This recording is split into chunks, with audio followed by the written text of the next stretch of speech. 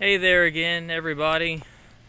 I know it's been a little while since I've uploaded a video to YouTube, but I'm gonna go ahead and make this video today.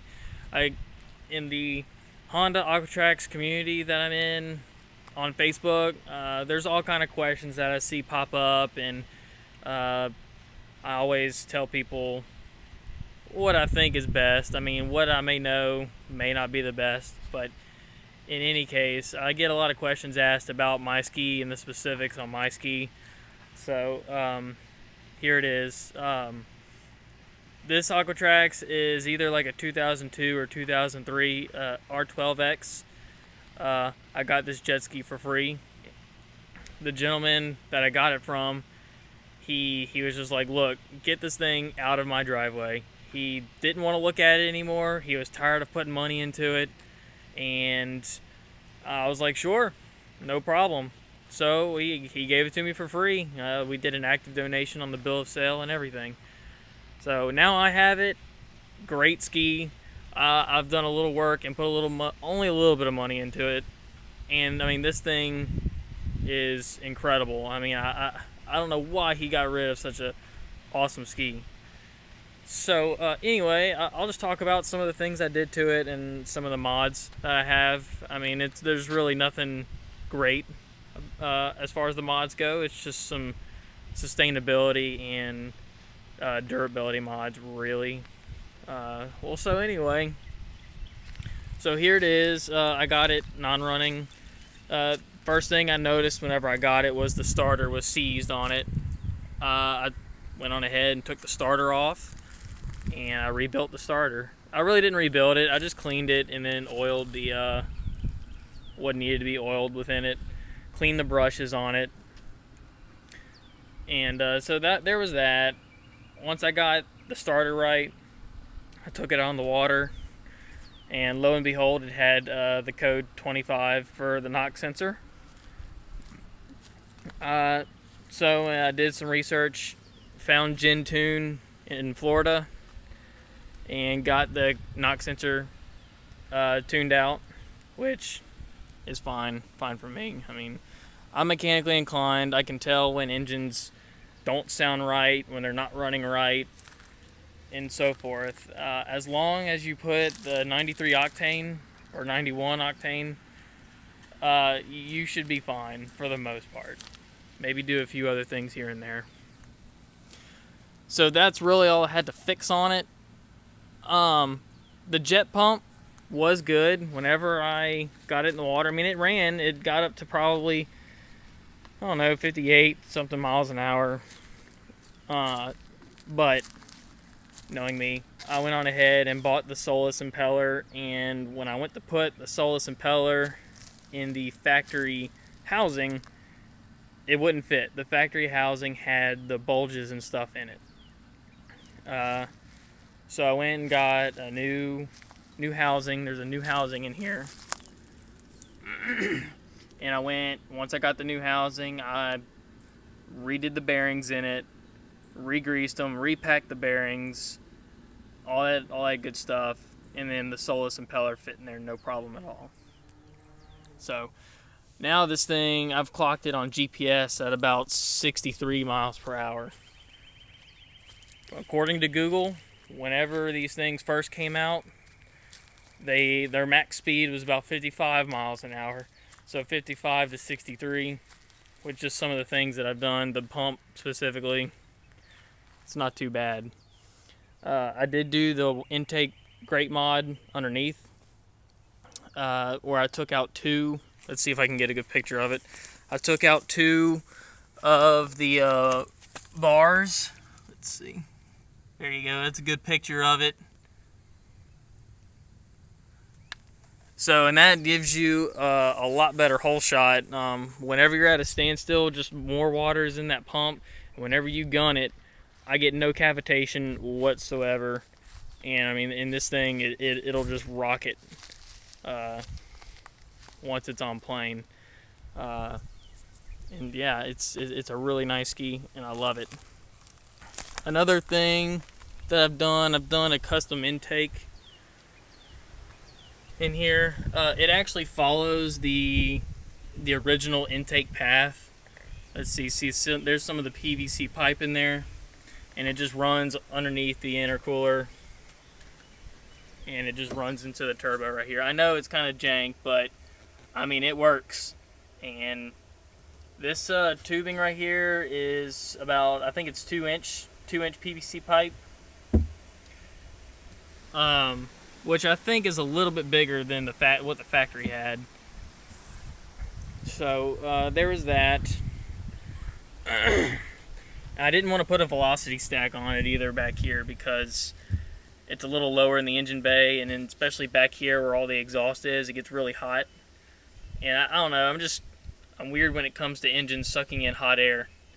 I mean, granted, this filter is in the engine bay anyway. It's going to suck in hot air regardless. But back here, I just think I don't know. I just didn't like the idea of having a filter pod right on the turbo back here. I don't know. I'm weird like that.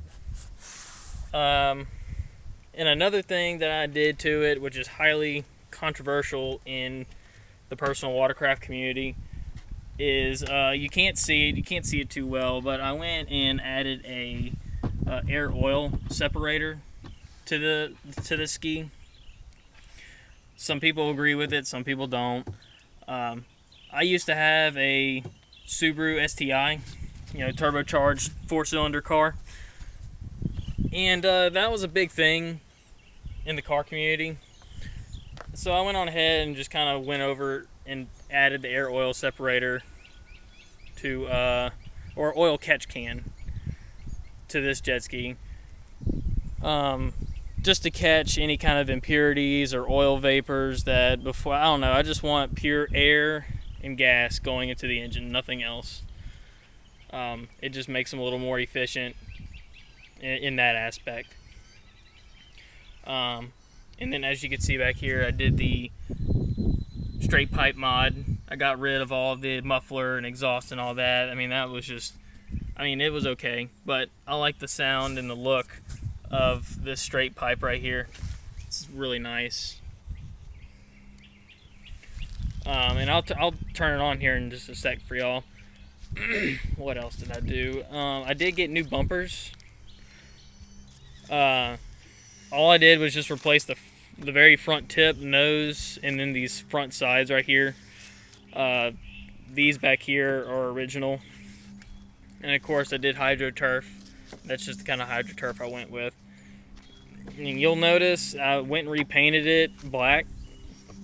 Except, I don't know, I did the best I could with what I had, but I tried to go ahead and put a clear coat on it, and the clear coat did not adhere very well. It's peeling off, but whatever. I don't care about that. It's meant to be in the water, so it's no big deal. Let's see.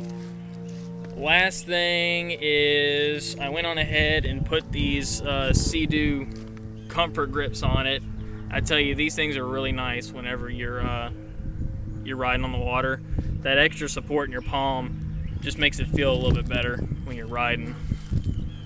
I did on both sides, and there's a hole in there. You can see the glue. I used some glue. Whatever. It doesn't have to be the cleanest look in the world. You're out on the water going 60 miles an hour. Like anyone's gonna care about that on the water. And the last thing I did is I rebuilt the display on here. The display had the really bad sunspot and sunburn on it, so I rebuilt it.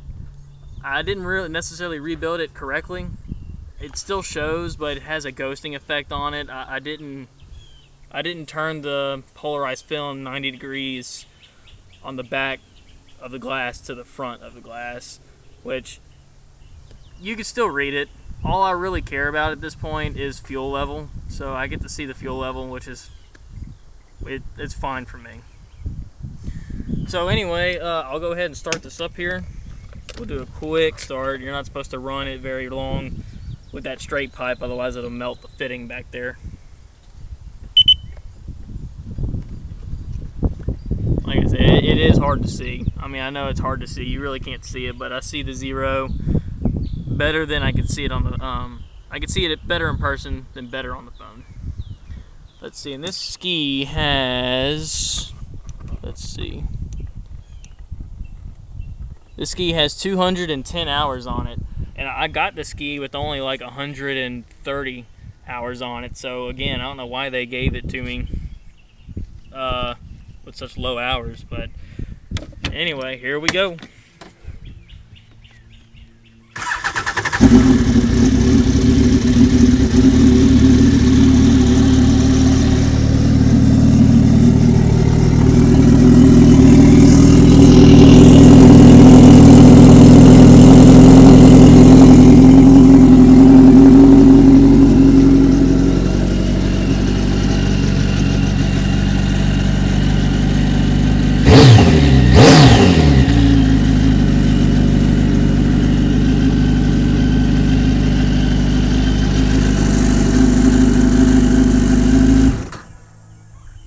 That's all I'm gonna do on that. I don't want to risk melting this the plastic elbow back here that goes out the back. And this exhaust, just from that little run, this exhaust actually goes and gets I mean, I can still hold my hand here, but it's still pretty hot. That's pretty hot. So and that's really about it. That's some of the modifications I've done. If you have any questions about it, just let me know. And I'll just run over my cleaning procedure right quick whenever I get off of the water. So down here where I am in Louisiana, we primarily have salt water. That's all. I mean, that's just how it is. I mean, I had no other access to anything else. Whenever I get home, of course, I flush it out. I'll take the hose and I'll actually spray the hose all in here. I keep the hose low. I don't get anywhere on top on the engine where the hoses and electronics are. I really keep that hose really down low. And I'll fill up. I'll go ahead and put the plugs in, and I'll fill up the very bottom of this engine bay for a little bit. And as I muscle this thing back into place, you know, I'll just pick up the nose of the trailer and roll it.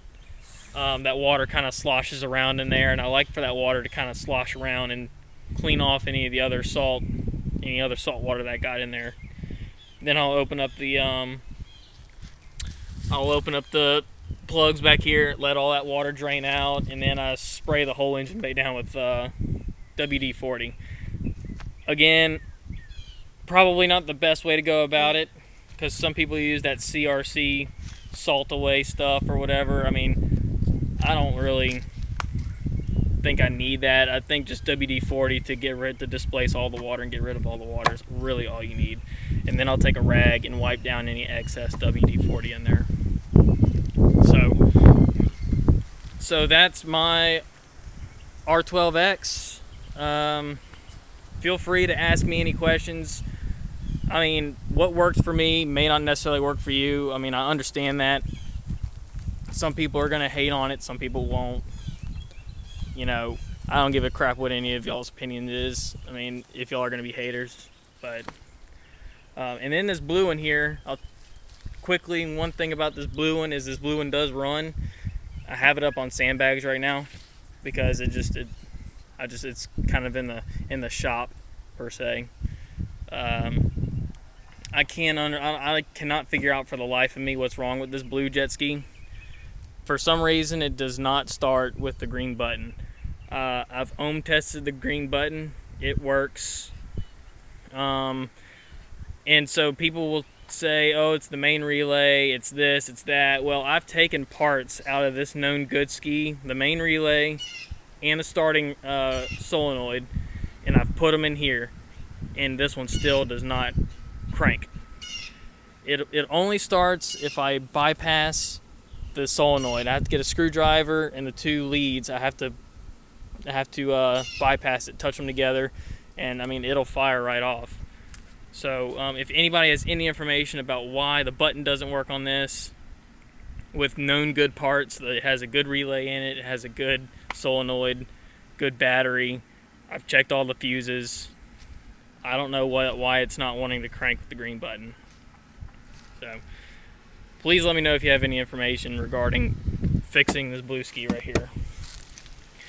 Anyway, guys, well, thanks for watching. I hope this video wasn't too long or wasn't too boring. Feel free to ask me any questions. Let me know what's going on. Thank you.